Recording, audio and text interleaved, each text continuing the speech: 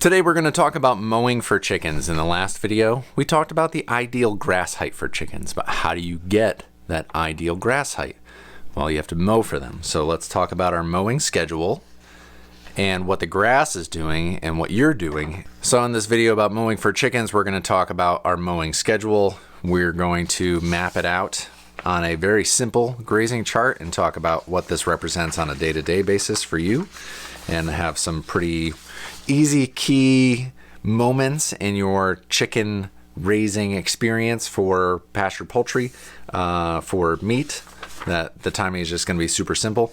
We'll pick an area on our grazing map to place the chickens in so that we know exactly what field they're going to be in, and then we're going to discuss a little bit about farm marketing solutions, because it is farm marketing solutions. All right, so mowing for chickens, when you are starting out, you're going to mow 2 to 3 weeks before the chickens move out onto the pasture.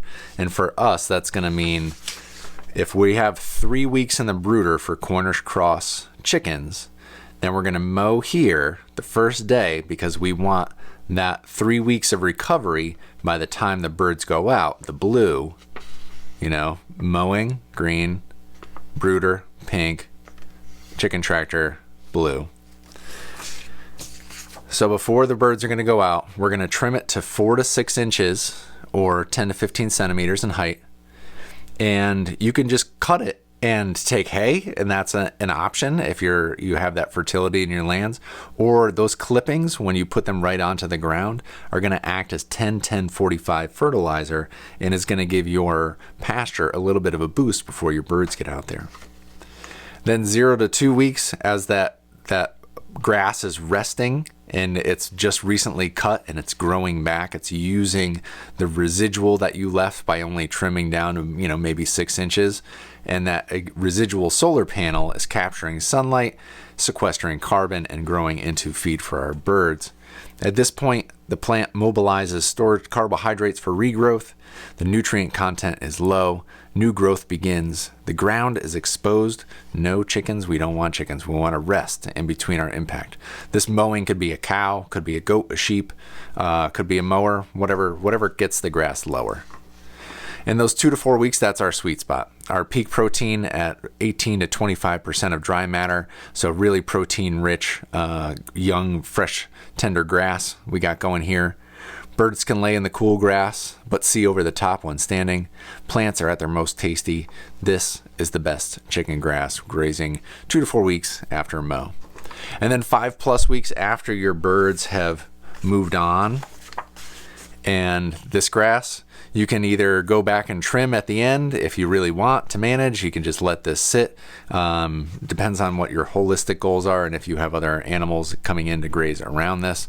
I don't generally run chickens over the same ground twice in 1 year, but we're going to let this grow, so 5+ weeks, where the plants are going to recover after the chicken impact. We're going to let that manure seep into the soil and feed the plants, and let the grass reseed itself to cover any bare spots that may have come about by the chickens scratching or us revitalizing old pastures. In our very simple grazing chart, we have our mowing dates in green.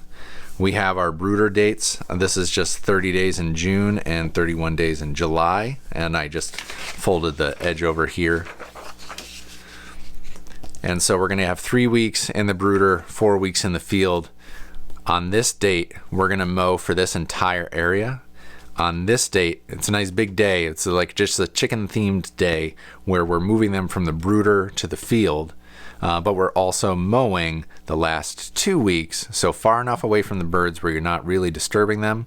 And you'll have to measure this out based on the size of your chicken tractor, mobile pasture shelter. But for the last 2 weeks, that's where we're going to mow on this spot so that it's got some time to recover. And, if you're raising birds to 7 weeks, 8 weeks, you time your mowing so that the grass has enough recovery so that it is the ideal so that it is the ideal height for raising chickens. Now, when thinking about mowing for chickens for the ideal grass height, plotting it out here, We also have our inventory sheet, which is our map. This is a map of my farm. This is out of bounds. Out of bounds, we're a long rectangle here. So I might raise chickens just in this pasture, pasture number 1. And that might be great. And I would either plan my mowing to mow that whole acres. You know, it's like 2.5 acres here. Either I mow that whole field all at once, or I mow part of it, depending on which orientation the chicken tractors are in and how much area they're going to take up and where I want my grass height to be within that rotation. So I know I'm going to happen all in one field. I still have all these other fields that I can put ruminants or pigs or some other animal or enterprise in, but for here I'm going to manage it for broilers for this season to add fertility. Next season it might be this field or this field or this field, but year to year you can swap that up depending on where your soil tests come back. But that is a topic for another video. So I hope this was helpful. Those 2 key moments, if this is for a 7-week broiler rotation, I would go to 8 weeks if you're a homesteader or for your raising birds that are big enough that you're going to cut into pieces, which is way more profitable.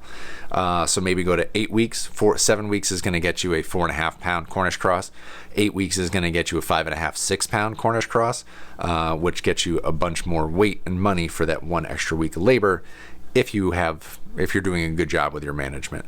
But these are my 2 key mow points, so that by the end of it, the big birds aren't walking through really tough, tall grass. That's when you get birds stuck at the back of the chicken tractor and will roll over, you crack their ribs. It's like not a great time. Ask me how I know. So then within this, you know when you're going to have the best grass and where your birds are going to be at what time. Either if you have some photography and videography skills yourself, you know to build into this some time to linger graze, stop and watch what the birds are doing.